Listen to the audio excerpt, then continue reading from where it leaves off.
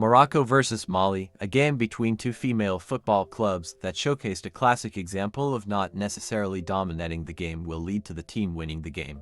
Let us take a look at how the two teams approached the game and looked to execute their game plan, Morocco being the red and Mali being the blue.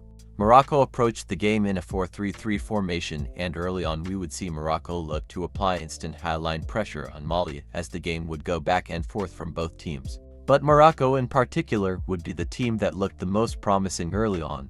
Because of Morocco's good high counter press, it would be extremely challenging for Mali to build up possession for the most parts early on, especially when it came to central progression of possession. This is where Mali found it even more challenging. Morocco on the attack looked to mainly focus on the wide areas.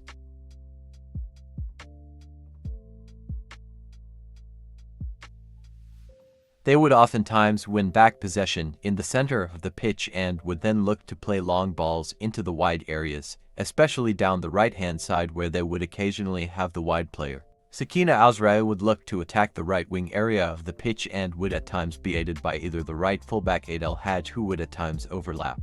But it would be rare. For the most part it would mainly be Sakina Ouzraoui attacking that space.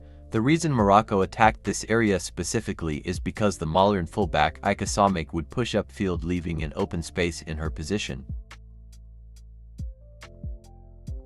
This would also add to Morocco's attacking threat as they would build up on the left and then switch to the right-hand side. As the game progressed, Morocco would begin to attack Mali in the same way, but also now on the left-hand side, as Aika Samek would begin to stay more conservative after being aware of the Moroccan attacking threat. Building up in a 2-4 shape, Morocco's patient build-up aided them in baiting Mali to push up, and as a result the spaces out wide mentioned earlier would be created.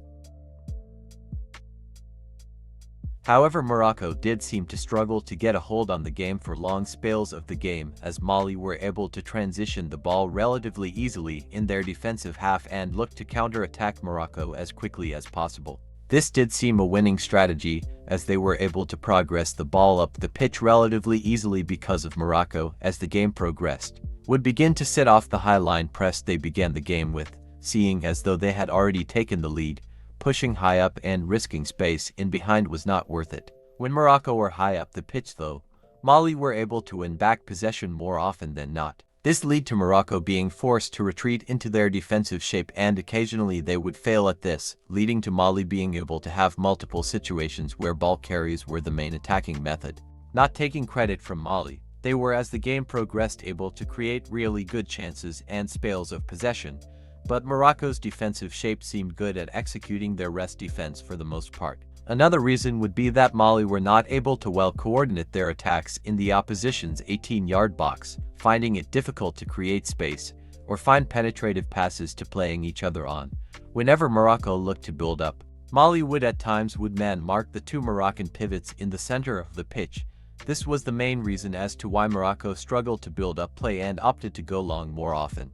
Morocco in this game were able to exploit Mali's weakness early on, and as the game progressed were able to exploit similar attacking opportunities. At the same time, Morocco were able to deny Mali space and time on the ball through aggressively counter-pressing or through robust zonal marking in their defensive third. Mali on the other hand were able to have good spells of possession, however were evidently struggling to break down Morocco's defense tactics. Not only that, but defensively, Mali were exploited out wide, and it seemed an issue for most of the game. Though they did look to adapt, it seemed tedious as Morocco's tactical adaptations seemed superior.